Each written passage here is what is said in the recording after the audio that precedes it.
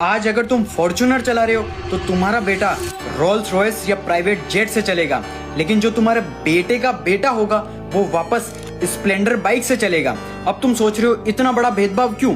क्योंकि जो पैसा है वो 3 जनरेशन तक चलता है। लेकिन ऐसा क्यों? पहली जनरेशन को बोलते हैं वेल्थ क्रिएटर्स।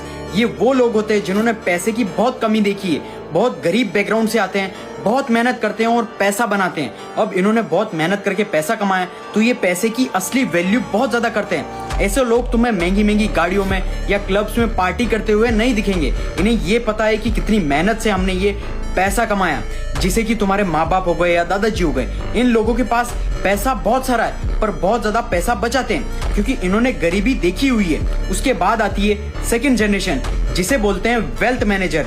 तो इस जनरेशन ने अपने माँ बाप का स्ट्रगल देखा हुआ है तो इन्हें पैसे की वैल्यू बहुत अच्छे से आती है। फॉर एग्जाम्पल, धीरूभाई अंबानी ने बहुत मेहनत करी और मुकेश अंबानी ने वेल्थ को बढ़ाया और बहुत ज्यादा ग्रो करवाई वेल्थ। इसलिए सेकंड जनरेशन फुल मौज करती है। मुकेश अंबानी को ही देख लो, लग्जूरियस लाइफ, करोड़ों की शादियां करवा रहा बेटों की।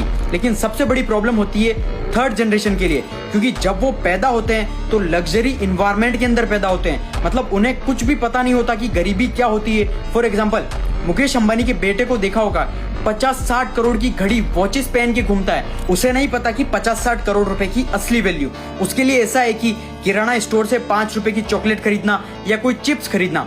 और इतना ज्यादा पैसा होता है कि अबंडेंस ऑफ मनी है, तो इन्हें नहीं पता होता कि पैसे की रियल वैल्यू क्या होती है। इसलिए तुमने देखा होगा बड़ी बड़ी पार्टीज करते हैं, महंगी महंगी घड़ियां गाड़ियों में घूमते हैं ये अमीरों के बच्चे।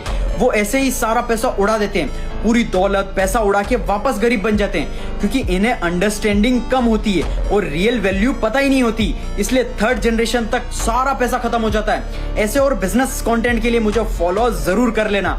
और इसी रीजन की वजह से कुछ अमीर लोग अपने बच्चों को गरीबी की दुनिया में भेज रहे हैं ताकि वो असली वैल्यू सीख सके, असली रियल स्किल सीख सके। इसलिए अगर तुम गरीब हो और बी ग्रेटफुल फॉर एवरीथिंग और मेहनत करके अंधा पैसा कमाओ। जो अचीव करना चाहते हो वो खुद की मेहनत से करो, ना कि भीख मांग के।